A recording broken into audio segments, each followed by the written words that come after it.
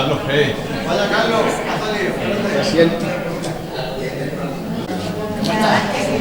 Bien. ¿Verdad?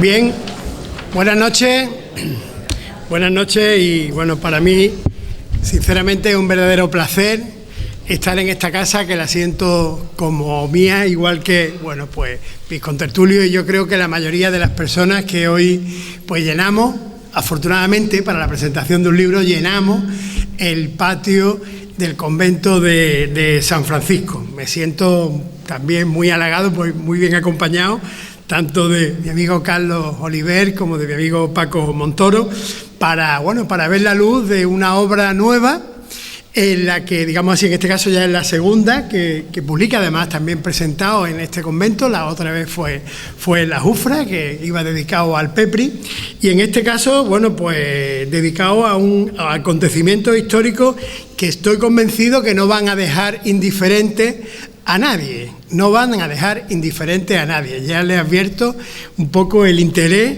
de Carlos con esta obra comprometida, en la que, como he dicho, como algunas veces he puesto, es una persona que sin libertad de cátedra aplicada, pero sin embargo con fundamentos, con muchos fundamentos y mucha reflexión a la hora de emitir cualquier juicio, como buen operador jurídico, que es el nuevo concepto, ¿no?, que tienen ahora. Tenemos ahora los licenciados en Derecho, porque además, bueno, aparte de ser licenciado en Derecho, es abogado, yo soy licenciado en Derecho solo, pero que ciertamente tiene. Y creo que es importante también que una persona, una familia, que en este caso, bueno, pues han desarrollado, han vivido mucho tiempo en Madrid, pues no hayan perdido en ningún momento esa vinculación con Vélez Málaga, esa vinculación con todo lo que nos rodea, y creo que también es importante de destacar.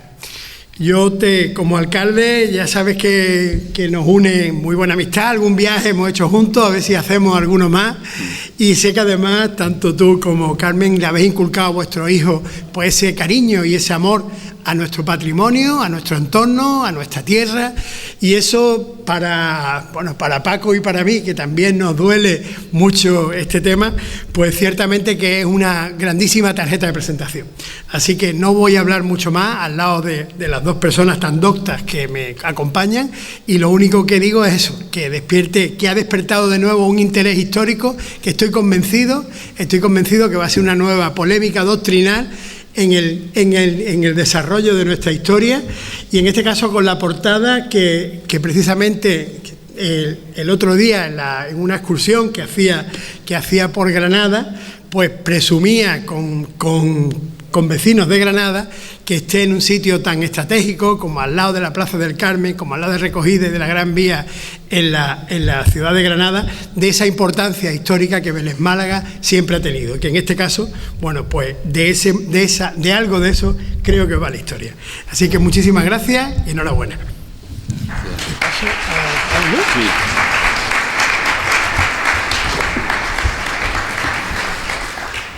Buenas noches. No se preocupen que no voy a darles una paliza, porque la ventaja de los amigos es que podemos tratarnos con tranquilidad. Y mi amigo Carlos me dice, para tener tranquilidad conviene que no pases de 15 minutos. Y yo voy a procurar no pasar de 15 minutos. Que además aquí veo a muchísimos amigos y además veo a algunos antiguos alumnos. Algunos me han dicho, ay, que ve, ¿te acuerdas cuando? Por ahí está mi amigo Eduardo. Hicimos el acceso a la universidad allí en el aula aquella. Es verdad. Y hoy está a punto de jubilarse como profesor. Y es verdad que pasaron muchas generaciones y para mí este lugar, San Francisco, es un lugar muy especial. Bueno, a lo que vamos, porque yo tengo que cumplir con los horarios. Esto de ahora mismo para mí es una gran alegría, y una alegría por varios motivos. En primer lugar, porque el nacimiento de un libro siempre es un motivo de alegría. En segundo lugar, porque además el libro es de un buen amigo, alguien a quien quiero, a quien respeto y a quien admiro muchísimo.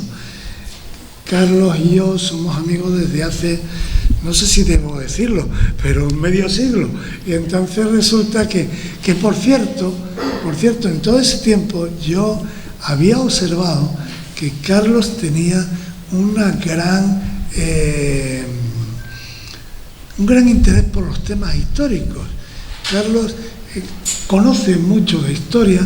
Yo decía, bueno, esto es que como Mari Carmen es licenciada en historia, se le habrá pegado algo, pero ya con su hermano Luis, al que me unía una estrechísima amistad, Luis era un forofo de la historia.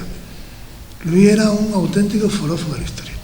Bueno, pues ahora cuando me ha sorprendido, porque el otro libro, como acaba de decir nuestro alcalde, el otro libro era de temas jurídicos y era esperable una cosa.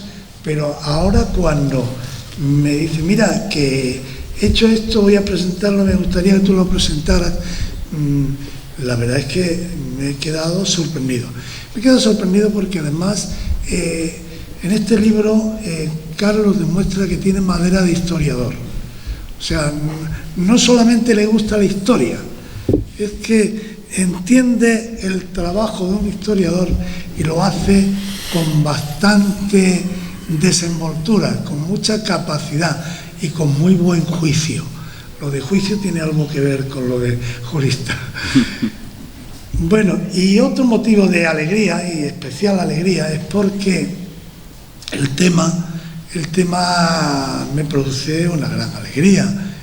La historia local me afecta muy directamente, me interesa muchísimo, le he dedicado muchas horas en mi vida, y además el tema de la historia local, concretamente de esta zona medieval, es, a pesar de ser más abundante en documentación que otras, es de las menos estudiadas, de las menos conocidas. En cualquier caso, es una alegría porque el tema nos va a llevar, este libro nos va a llevar a conocer mejor nuestra tierra. Y conocer nuestra tierra es indispensable para que la queramos. Para querer a nuestra tierra tenemos que conocerla. Y conocerla y quererla es indispensable para que la defendamos. La defensa de nuestra tierra se produce a raíz de que la queremos, y la queremos porque la conocemos. Bueno, esto explica de alguna manera el que, ya digo, para mí es un motivo de alegría. No es ningún esfuerzo, al contrario, me da mucha alegría estar con él. Hubiera estado en cualquier caso con el tema y con ustedes.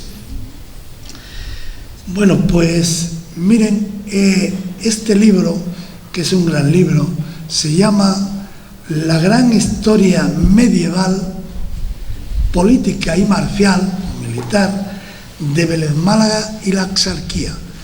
De entrada ustedes dirán, hombre, un título largo. Miren, es un título largo porque es un título descriptivo, en el que incluye de un modo sistemático ideas muy importantes. Incluye la cronología de lo que trata el libro, incluye el continente y el contenido. Nos anuncia bastante. Y de entrada, decir que además, curiosamente, esto ya es menos conocido, pero es verdad que el libro inaugura el rescate, se reanuda la vieja tradición beleña, muy poco conocida, de los títulos extensos y descriptivos de historia de Vélez Málaga. Yo, el primer historiador de Vélez Málaga, que era un escribano municipal, que se llamaba Juan Vázquez Rengifo, escribió una historia en 1614 que curiosamente no vio la luz hasta 400 años después, porque el manuscrito se extravió y afortunadamente yo no creo que haya nadie que no se haya dedicado al tema de la historia de Vélez Málaga, que no haya peleado, que haya intentado buscar ese manuscrito. Era la gran historia perdida y afortunadamente apareció, unos investigadores lo encontraron en la Biblioteca Nacional, en el Departamento de Manuscritos No Identificados, y afortunadamente se publicó. Bueno, pues ese libro se llamaba Grandezas de la ciudad de Vélez Málaga y hechos notables de sus naturales. Es verdad que es un título extenso, pero descriptivo. Contaba realmente, por la misma época, aunque ya con más suerte, un cura de San Juan, el padre Francisco de Benmar, publicó otra historia de Belén, pero esta llegó a publicarse. Se publicó, que el título hoy todavía sorprende, porque se publicó en el año 1640, se editó en Málaga en una imprenta Serrano y Vargas, una imprenta muy histórica malagueña. Bueno, pues el libro se llamaba Bosquejo apologético de las grandezas de la ciudad de Vélez Málaga. Es verdad que es un título también largo, y lo de bosquejo apologético, pues es verdad que resultaba en aquella época, tenía más sentido. Hoy resulta más sorprendente. Este autor, que además es posiblemente el autor que más tiempo le dedicó al tema de la historia de Vélez Málaga, me refiero en los tiempos antiguos, algunos que otros en las épocas modernas le hemos dedicado también un ratillo. Este hombre, 12 años después, en el año 1652, publicó un segundo libro de historia de Vélez Málaga, que lo publicó en Granada, y que fue, y es todavía, el gran libro del padre Benmar, tan citado, tan recogido, tan debatido, y que llevaba el título también largo y descriptivo, que era Historia Sexitana de la Antigüedad y Grandezas de la ciudad de Vélez. Hombre, de entrada, cuando uno lo coge, yo la primera vez que lo vi, lo de sexitana, digo, ¿esto qué tiene que ver? Esto es el sexo, esto tiene algo de erotismo. Lo que pasa es que él lo que hacía es que él en el libro defendía que Vélez Málaga era la antigua Sex, la sexta ciudad fundada por los fenicios. Luego, con el tiempo, se ha visto y se ha dejado definitivamente no hay nunca nada, pero casi definitivo, que esa ciudad es Almuñécar. Pero bueno, él escribió ese título y es verdad que habrá, a partir de ahí, que además es un libro muy interesante, hay argumentos toponímicos que hacen dudar, hacen dudar. Él habla de la alquería de Seximana, la alquería de Seximacólil, él da datos aquí en esta zona que dicen, bueno, ¿esto qué es? O sea, que sabe Dios. Y hay un beleño, que ya se nos fue, un gran beleño, don Manuel Laza, que nació muy cerca de aquí, donde la farmacia de Capuchino. Don Manuel Laza Palacio, hermano de don Modesto Laza, el farmacéutico, que él era abogado, pero con los líos de la guerra civil, pues al final decidió, estuvo encarcelado y en la cárcel decidió estudiar filosofía y letras en la cárcel y se licenció en filología clásica. Él hizo un artículo maravilloso que yo conservo con un cariño inmenso, en el que él trata de demostrar que Benmar filológicamente lleva razón, que habrá que dejarlo claro, pero que Vélez todavía no está dicha la última palabra. Bueno, en cualquier caso, después de los 3 libros estos iniciales hay que esperar 2 siglos más sin que aparezca ningún libro de historia de Vélez Málaga, y a mediados del siglo XIX se produce un libro de un maestro granadino, don Agustín Moreno, que hace un libro precioso, que además ese sí tenemos la suerte de que se hizo una edición reciente en el año 2006 y que es un libro que sí está al alcance de todos.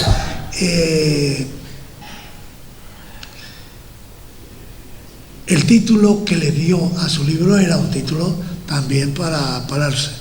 Decía, se llama Reseña histórico-geográfica de Vélez Málaga y su partido. De entrada, lo de partido yo pensé que tenía algo que ver con la política. Yo estoy hablando de muchachos, cuando yo estaba empezando, resulta que estaba hablando del partido judicial. Lo de judicial va dedicado también a mi amigo Carlos. Bueno, en cualquier caso, que este libro, la gran historia medieval, política y marcial de Vélez Málaga y la Axarquía, cuando ustedes lo vean, que lo primero que van a decir, oye, el título es un poco largo.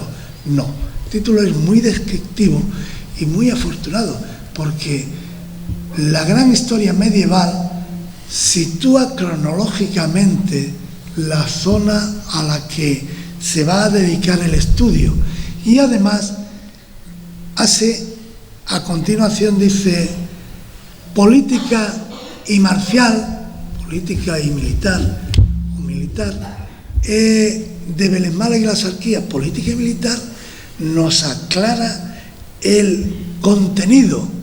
Mire usted, nos va a hablar de los aspectos políticos y militares durante la Edad Media, de Vélez Málaga y la Axarquía, el continente. Nos explica dónde y qué es lo que se va a encontrar uno en este libro. Es decir, a mí me parece afortunadísimo.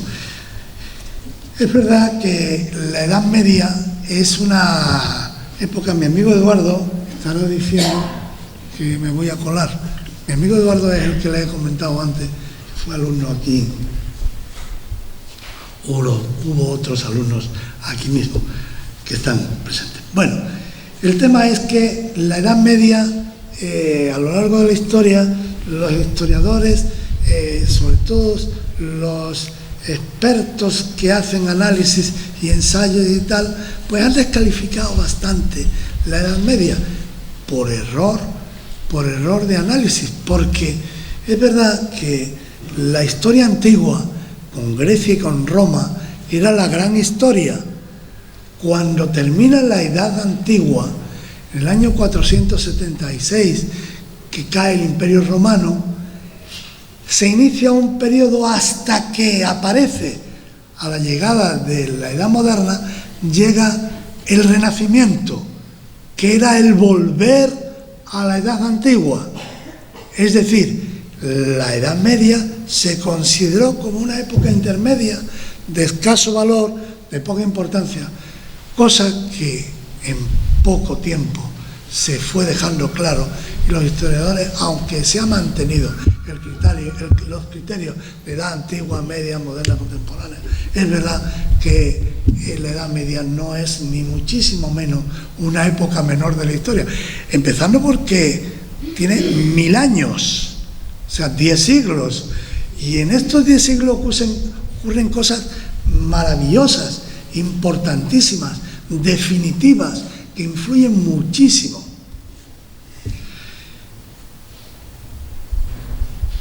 La Edad Media, de alguna manera, ya no me voy a meter en más datos así, pero necesito sí decirles que la Edad Media se subdivide en 3 periodos: la Alta Edad Media, la Plena Edad Media y la Baja Edad Media. La Alta Edad Media ocupa 5 siglos, 500 años. Es desde el siglo V hasta el siglo X. Bueno, nuestro amigo Carlos de ese tema no entra. Pero en la Plena Edad Media,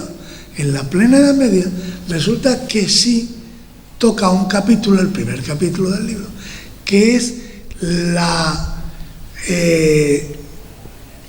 llegada a las tierras de Vélez Málaga de Alfonso I el Batallador, rey de Aragón, que es llamado por los mozárabes buscando los apoyos, y es verdad que es algo tremendamente pintoresco. Yo, cuando estudiaba historia, a mí me llamaba mucho la atención eso de que el rey de Aragón, Alfonso I el Batallador, ha venido a Vélez Málaga a tomar a las playas de Vélez Málaga, dicen los textos, a las playas de Vélez Málaga, a tomar posesión de la mar Océana.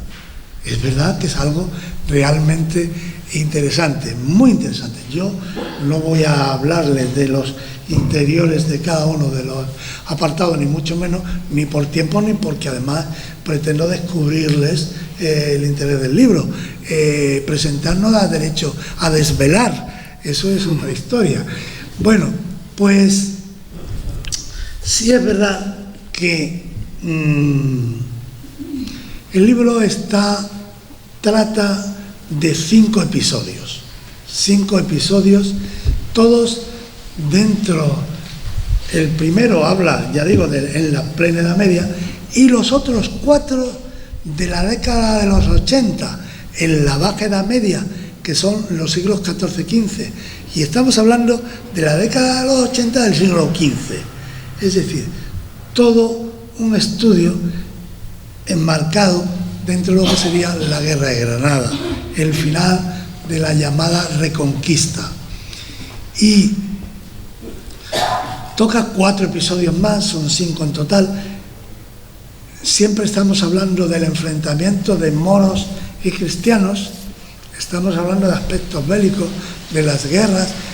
Muy bien, me sorprendió muy agradablemente cuando leo a Carlos diciendo: las guerras, que como decía Carlos Marx, son las parteras de la historia. Efectivamente, a partir de las guerras se producen grandes cambios en la historia. Bueno, pues después de este primero, de Alfonso I el Batallador, va a dedicarse a otras 4, le llama episodios, se puede llamar como se quiera, pero es verdad, muy bien. Uno es el de la batalla de la Axarquía. Seguro que todos ustedes han pasado por la calle de las Tiendas, como es lógico, y han visto en el cubo de la muralla, al lado hay un mosaico que se puso en 1983, hace ya unos cuantos años, en el que recordaba la batalla de la Axarquía de 1783, en la que los islámicos le dieron leña a los cristianos. Y el texto del mosaico dice: ajárquicos, recordad a los hijos de vuestros hijos que en esta batalla venció la virtud de nuestra estirpe sobre la ambición de nuestros enemigos. Eso, de alguna manera, se pretende, La frase fue fundamentalmente de Antonio Gámez Burgos, porque nos reunimos un grupo de amigos para ver cómo diseñado, para que tuviera sentido, y la base de la... Bueno, quiere decir que la batalla de la Axarquía él la trata correctamente. Y ya estoy empezando a correr. 3 episodios me faltan. Uno es el de, al contrario, son los cristianos los que vencen a los islámicos con la toma de el castillo de Salia. El castillo de Salia. Después, ya los dos últimos, fue 2 años después de la batalla de la Axarquía, en 1485, y luego ya en el 87, ya que llegamos, que es la época final de la conquista de Vélez Málaga, él hace referencia a 2 episodios muy significativos, tremendamente significativos. El primero es la batalla en la que los cristianos, que ya están aquí asentados, intentando ganar Vélez Málaga, vencen al zagal que viene de Granada con su ejército, porque ante las noticias del asedio a Vélez Málaga pretende salvar Vélez Málaga como sea. Aquí Fernando el Católico pues le dio leña bélica fuerte, vencido, intentó volver a Granada, pero allí en Granada ya no pudo entrar porque su sobrino Boabdil, después de la derrota, lo derrocó y se convirtió en el último rey nazarí. Por último, el último episodio, el gran episodio que más nos va a interesar y al que yo debía haberle dedicado más tiempo para hablar, pero ya digo que presentar no da derecho a desvelar. Tienen ustedes un libro magnífico donde van a poder ver con detalle lo que es la rendición y la entrega de la ciudad de Vélez Málaga. Esto se produce la rendición el 27 de abril de 1487 y la entrega de la ciudad 6 días después, porque don Fernando el Católico en las capitulaciones quiso que quedara claro que la entrega se haría coincidir con 6 días más tarde, que es la festividad de la Santa Cruz, por la visión que había religiosa entre una y otra religión. En cualquier caso, eso, el primer episodio ocupa la primera parte del libro. Los otros 4 episodios, ya más extensos, ocupan la segunda parte del libro, que es lo más extenso. Y luego hay una tercera parte del libro en la que él habla, muy afortunadamente, sobre la castellanización. Cómo terminada la contienda, aquí se produce lo que es la repoblación, lo que son los repartimientos, las nuevas legislaciones. Aquí ya brilla especial, porque claro, en cuanto te metes con temas jurídicos, el experto, pues claro, ahí ya... Y es verdad que nos habla de la Capitanía General de Defensa de la Costa de Granada, que se establece aquí en Vélez Málaga. Palacio de Beniel fue la sede del capitán general de la costa. Nos habla de la expulsión de los moriscos. Por cierto, como curiosidad, pues ya termino. La expulsión de los moriscos es un tema estudiado en profundidad por el primer historiador, por Juan Vázquez Rengifo, por el libro aquel que no se publicó, que ha estado 400 años sin ver la luz.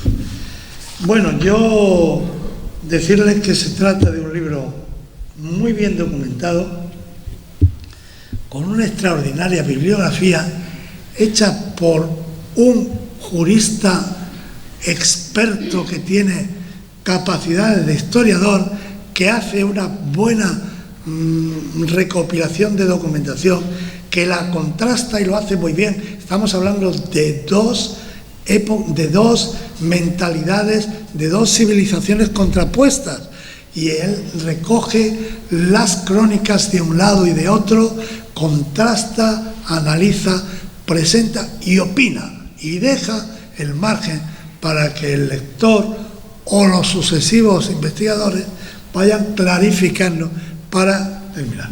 Algo me parece magnífico.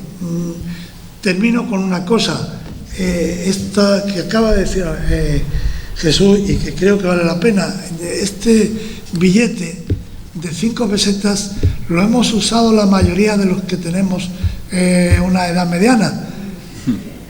El duro de papel, cuando se usaba la peseta, el duro, y lo usábamos y no sabíamos que por detrás lo que representaba era la batalla de Vélez Málaga, del rey Fernando el Católico, es decir, representa al escudo de la ciudad de Vélez Málaga.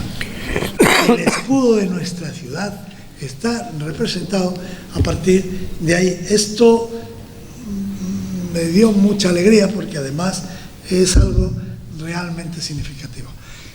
Familia, ya no he cumplido, me he pasado 8 minutos, pero bueno, ustedes me disculpan y muchas gracias, y le damos paso al verdadero protagonista, que es el autor de este extraordinario libro.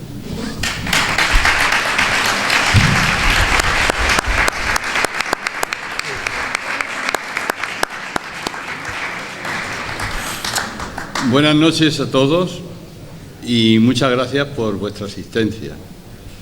También quiero darle las gracias al señor alcalde y a mi presentador. Ambos han hablado de que es mi segundo libro, efectivamente, pero ambos libros tienen un sustrato, una unidad común, que es, he pretendido hacer la defensa del patrimonio histórico-artístico de Vélez Málaga y en este caso, en este último libro, del patrimonio histórico. Como se trataba en el primer libro de una crítica jurídica de una ordenanza municipal, pues la organización del acto la organicé solo y me sentí solo, sin colaboración municipal, salvo un señor, que lo tengo aquí a la derecha, que no solamente asistió, sino que tomó la palabra y me animó a seguir con el tema. Independiente es la iniciativa lo que vale, luego las críticas sobre lo que ponga o deje de poner o se pueda mejorar, eso es otro tema, pero que ahí no había más intención que servir a mi pueblo. Eso es por lo que se ha producido. No es que escriba tan rápido, tardé en publicar, en que se editara aquello, y por lo que han coincidido en el mismo año, pues estas dos obras, pero esta segunda obra es una continuación histórica de aquella primera. También muchas gracias, Paco, porque esa síntesis que has hecho de mi libro y por tus palabras, que como decías el filósofo, eres más amigo mío que de la verdad, ¿eh? El tema es que realmente nos ha unido mucha amistad. Yo diría que 58 años que nos conocemos, y él ha tenido una íntima amistad con mi hermano y de ahí pues hemos tenido un contacto y un cariño mutuo. Muchas gracias, Paco. También tengo que agradecer a la comunidad franciscana que nos ha brindado este sitio, que está muy relacionado con el libro, porque este sin duda sería el patio de las abluciones de una mezquita que ya en mayo de 1487, o sea, días después de la toma y a la entrada en la ciudad, el rey Fernando dispone que se entregue a los franciscanos, y aquí viene a hacerse cargo de esa mezquita sacralizada un franciscano y continúa. Luego además dio el convento ya años posteriores. Luego es un lujo poder hablar de la historia de Vélez y en una mezquita cristianizada. desde aquel tiempo. La justificación, aparte de esa motivación de defensa de nuestro pueblo, está en que desde siempre he sido aficionado a la historia. La historia, una vez que elegí estudiar en Granada, pues Granada me deslumbró y me gustó la historia política y la historia de Granada en especial y la guerra de Granada. Y como además me hice novio de una beleña, pues también me interesó la historia de Vélez. Está muy bien. Ahí. Pero da la circunstancia que la guerra de Granada es trascendental en lo que podemos considerar la nación española. Pero se puede ahondar un poquito más y decir que es trascendental en la configuración de Andalucía. Porque antes, el término de Andalucía es muy posterior, es del siglo XVIII, XIX.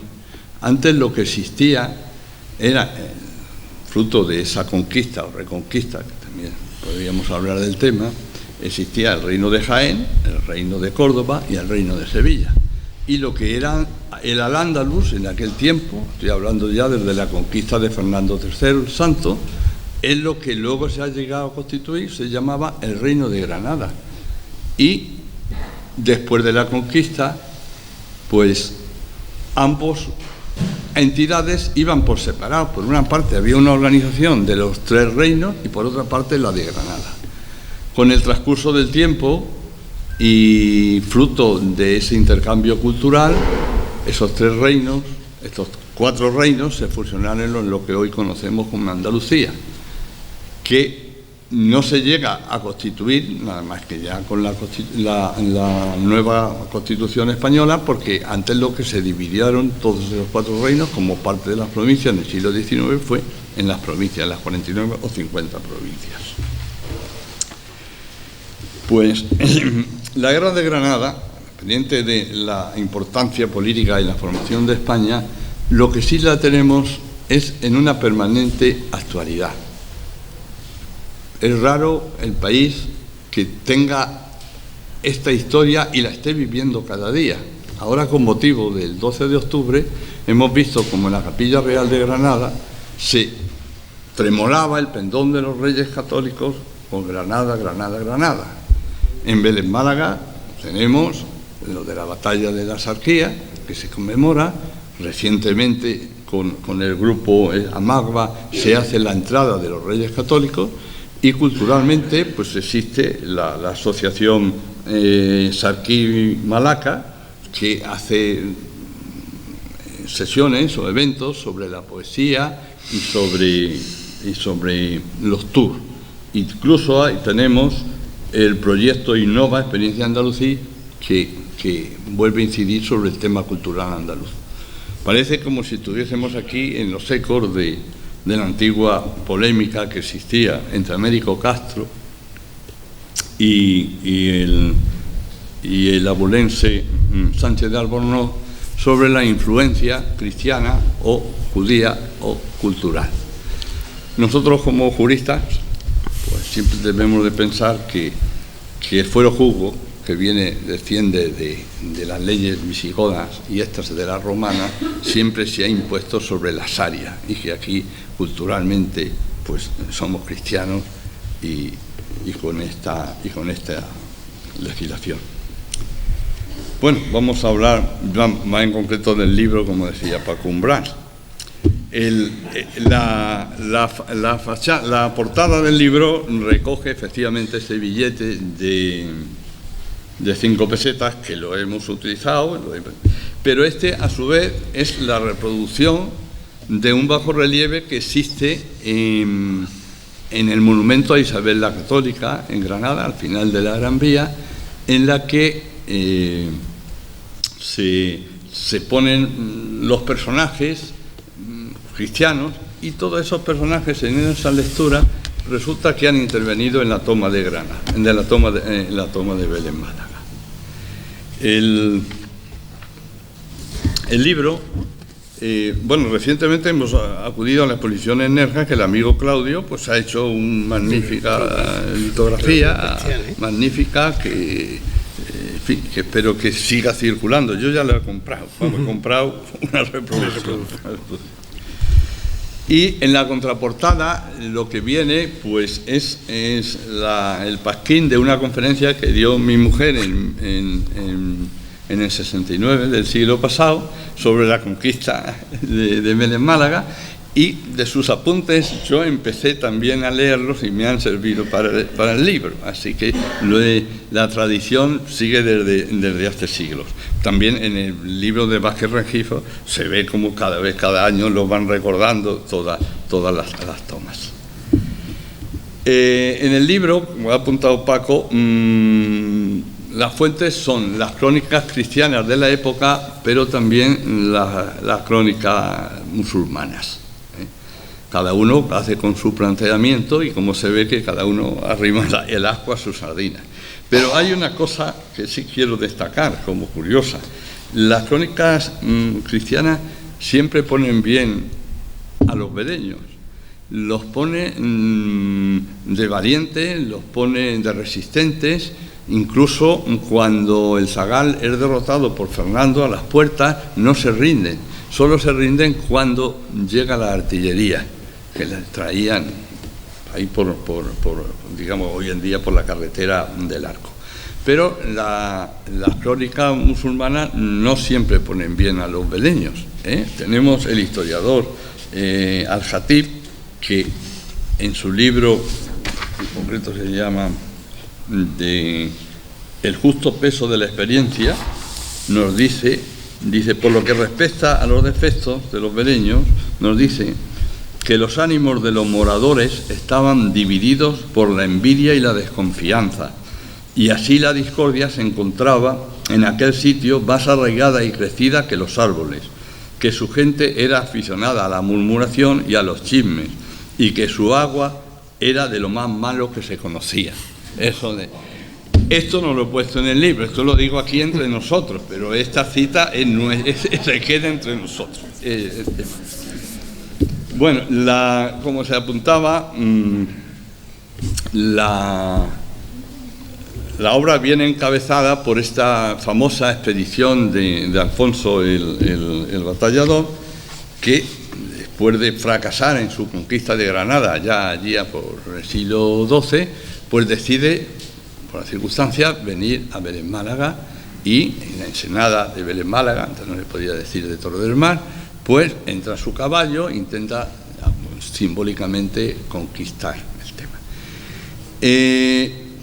Y lo cito también porque quiero hacer un parangón. Después de esta expedición de conquista fracasada de Alfonso de Aragón, los mozárabes, que eran los cristianos, que el nombre de mozárabe viene de los cristianos del norte, pues los cristianos del sur, que seguían siendo cristianos y habían adoptado vestimenta y costumbres musulmanas, pues le llamaban mozárabes, que era de semejanza. Pues tienen que irse con él, y los que quedan, quizá por esa traición de que habían colaborado con el Alfonso, pues son obligados a emigrar a África. Entonces, pues ya tenemos un antecedente desde la otra perspectiva de esta lucha de religiones, y también podemos pensar que los andaluces y los veleños, que los primeros que salieron perjudicados son los que tuvieron que abandonar sus hogares, y los que no lo abandonaron ser expulsados a África, no solo los moriscos, digamos, los mozárabes, que lo sufrieron años antes. Luego, ya entrando en la Guerra de Granada, pues con gran satisfacción tengo que decir que los acontecimientos que ocurren en la toma de Vélez Málaga entiendo que son capitales para la historia de Andalucía y para la historia de España, porque, he dicho brevemente, en la Guerra de Granada había tres guerras. Una era la que tenía Boabdil, que se sublevó contra su padre Moneyacén, y luego siguió contra su tío el zagal. Otra la guerra que tenían estos con el rey Fernando, y otra la guerra que tenía Fernando con Boabdil. Eran 3 relaciones. Cuando se produce el cerco de Vélez Málaga, no había guerra entre Boabdil y Fernando, porque este había sido derrotado en el sitio de Loja, capturado, y se había firmado el tratado que se llama de Loja, en el cual él se consideraba súbdito. Bien, pues cuando se produce el sitio de Vélez Málaga, viene, como había apuntado Francisco, viene el zagal, porque en virtud de un pacto que había tenido con Vélez Málaga y otras ciudades capitales como Guadix y Baza, a socorrer y a levantar el cerco, es derrotado por Fernando, y como consecuencia de eso se produce la pérdida de la ciudad de Granada ante la derrota que tiene el zagal. Esa es la importancia en esas 2 guerras. Pero a la misma vez, como había sido tomada Granada por Boabdil, Fernando, y le exige a Fernando que le mande tropas, se celebra en Vélez Málaga, se concierta, mejor dicho, el 3er tratado, que los historiadores no le dan el nombre, y yo propongo en el libro que se llame el 3er tratado con Boabdil o el tratado de Vélez Málaga. Este es tan importante, este tratado, en cuanto que por primera vez se fija que Boabdil entregará Granada y se quedará como señor de unos determinados territorios, con tal de que se le entreguen las tierras que tiene el zagal. Al acabar en el 99, al acabar Fernando con el zagal, resulta que Boabdil no quiere entregar Granada como se había comprometido en el 3er tratado, y por ahí viene la reanudación de la guerra. Luego, eso es lo que llamamos la gran historia, que tiene esa influencia, pero también lo que podemos llamar la pequeña historia, que quiero hacer unas aportaciones que por lo menos serían conocidas, pero no son conocidas en general por el público. Y una de ellas es el término propio de asarquía. Para las crónicas cristianas, el territorio de asarquía no es el que ahora conocemos. Ese está constituido por las sierras, que podríamos decir, desde el Valle del Vélez hasta Málaga. Y ahí es donde también situó la batalla de la asarquía.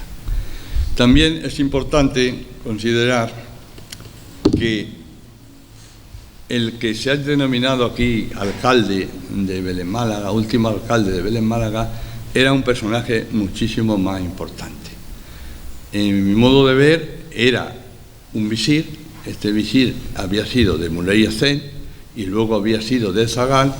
Era descendiente de un sultán, pero no tenía, como no, por línea femenina no se transmitían derechos, no era ni príncipe, y además había sido un defensor, había intervenido en la batalla de la asarquía, y luego intervino en la batalla de la toma de Baza. Es un personaje de lo más importante, y además fue objeto de los romances moriscos como un caballero. Se comenta también el combate que tuvo con el conde de Cifuentes, que luego con él negoció la entrega de Vélez Málaga. También pongo de relieve que el primer alcaide de Vélez Málaga es Bernard Francés, que también fue objeto de las crónicas, no ya moriscas, sino de frontera. Es importante también destacar cómo Boabdil viene, después de las derrotas que tuvo en Lucena y en Loja, a los primeros territorios que viene y que logra su adhesión es Vélez Málaga. Y a continuación de lograr esa adhesión es cuando recibe el apoyo de la parte de la ciudad de Granada, que se alía con él en competencia con su tío zagal. También intento localizar cuáles fueron las rutas de acceso cuando vienen a Vélez Málaga el rey y la artillería, que optan por dos rutas distintas, dejando a la artillería, que no logró pasar lo que pudiésemos llamar hoy la carretera del Arco, y optando Fernando por coger por el Puerto del Sol y bajar por la zona de Periana, como a empalmar con la carretera de Alhama. También intento localizar el ataque que viene representado por el rey Fernando, que nos cuentan las crónicas, que cuando estaba imponiendo el campamento y el cerco, pues dejó en un monte, dejó a tropas que fueran del norte, decía gallegos, unos dicen gallegos, otros asturianos y otros vizcaínos en el sentido de vasco. Y cuando se podía disponer a comer, es cuando sale la tropa de Vélez Málaga y los ataca. Esta tropa yo considero que había venido de Granada al mando precisamente de Abulhasín Venegas y que los estaba esperando para sorprenderlos. Y sitúo tal ataque del rey Fernando en el cerro. Como he cogido bastante bibliografía,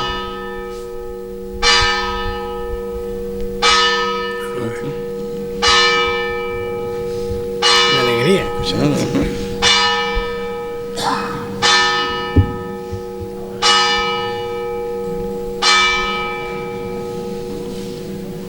bueno, pues me había quedado. Sí, pues adquirí unos estudios sobre la guerra de Granada de un historiador inglés, David Nicol, y con sorpresa veo que me pone una fotografía del cerro antiguamente, porque él estuvo aquí, y sitúa allí digo, bueno, pues ahí hemos coincidido. En otras cosas no, por ejemplo, en la marcha de donde vino el rey Fernando y la artillería la desvía mucho, quizá por la equivocación del nombre. En la guerra de Granada en la guerra y en la toma de Vélez Málaga desfilan todos los personajes. Si te hemos dicho de por Boabdil, pues está él, está Bencomisa, que es el que negocia este tratado de Vélez Málaga, y el zagal, y también su visir, que es Abulhasín Venegas, y por la parte cristiana, pues desde el Marqués de Cádiz, desde Hernán Pérez del Pulgar, desde el Fernando Fernández de Córdoba, el Gran Capitán, desde el Duque de Alba, etc. He tenido un poco de debilidad por Hernán Pérez del Pulgar, porque conocí su casa, se conoce allí en Ciudad Real, es una casa solariega, hoy en día es museo de un pintor. Y yo conocía de él, pues es muy famoso, se llama el de las hazañas, porque intervino en la toma de Alhama, en la toma del Salar, y luego fue el que puso el Ave María en la Catedral de Granada, en donde él, en recuerdo de eso, está enterrado. Pero lo que no sabía es que tuvo una influencia decisiva en la batalla del sitio de Vélez Málaga contra el Zagal. Y luego también intervino con las tropas de Vélez Málaga, ya de la Vélez Málaga cristiana, en la defensa de Almuñécar cuando fue atacada por Boabdil. He seguido también, para cerrar un poco el círculo, con el reino cristiano y su relación con Vélez Málaga. Y también he conocido con sorpresa que no solamente fue capitanía general de la Armada, sino que fue, durante breve tiempo, fue capitanía del Reino de Granada, porque el Consejo Real de Castilla exigió, ante el temor de los turcos y de los piratas berberiscos, que residiese en la costa y que residiese aquí en Vélez Málaga. Entonces, su residencia era el Palacio de Beriel, pero ellos donde debían estar era en la fortaleza. También, pues, hemos sabido que antiguamente pues, se llamaba Belén Málaga, pues se llamaba Vélez de la Cruz, y que los sustitutos del primer alcaide de Belén Málaga fue la familia de los Enríquez, que, bueno, ¿a qué suenan? Pues Pedro Enrique era nada menos que tío carnal del rey Fernando, y lo suceden sus hijos, y era adelantado mayor de Castilla.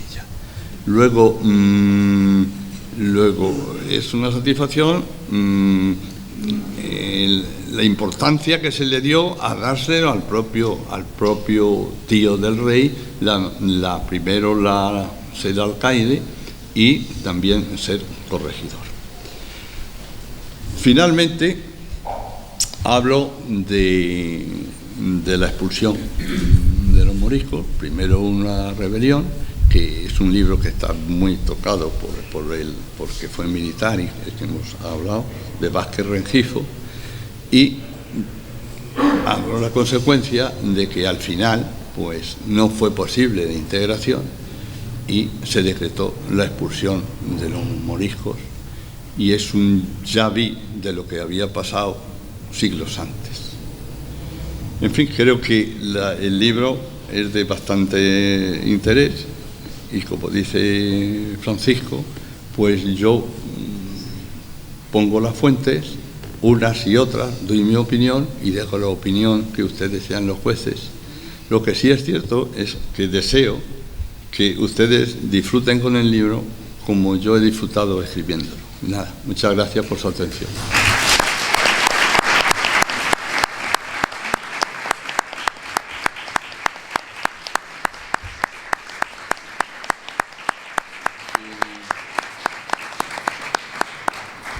El ayuntamiento, creo, nos obsequia con una copita de cava. Creo que sí, la concejala de Cultura aquí yo mando poco. Y se van a poner unos ejemplares que estoy dispuesto a su disposición para firmarlos. Se van a poner allí. Muy bien. Levantamos, muy bien.